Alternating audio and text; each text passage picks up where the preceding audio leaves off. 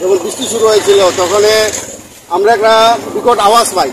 আচ্ছা, এই আওয়াজ শুনে আমার বাড়ি এই পাশে ছিল, আমরা দৌড়ে দেখি এখানে দুইটা গাড়ি অ্যাক্সিডেন্ট, একটা টিপার আর একটা কমান্ডোতে অনেক যাত্রী ছিল। এর মধ্যে আমরা 5 থেকে 6 জনকে সাংঘাতিক গুরুতর অবস্থা আমরা অন্য গাড়িতে তুলে দিই। আচ্ছা, গুরুতর অ্যাক্সিডেন্ট ছিল এটা সম্পূর্ণ টিপার গাড়িটাই দোষ ছিল।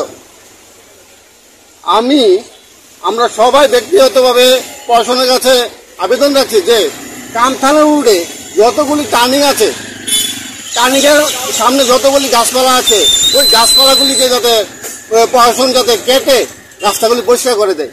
বারবার আমাদের এই কামথানা রোডে অ্যাক্সিডেন্ট হয়ে চলছে। এটা কামথানা রোড দারোগাবাড়ি বাস স্ট্যান্ডের সামনে। আমরা এই কথাই তো বলছি প্রশাসনের কাছে, আমরা আবেদনভাবে বলছি যে প্রশাসন যাতে এই টার্নিংয়ে যে গাছপালাগুলি আছে এই গাছপালাগুলিকে কেটে টার্নিংগুলিকে একদম গাছ মুক্ত করে রাখে। এখানে আহত বলতে এখানে 5 থেকে 6 জন আহত, গুরুতর আহত হয়েছে।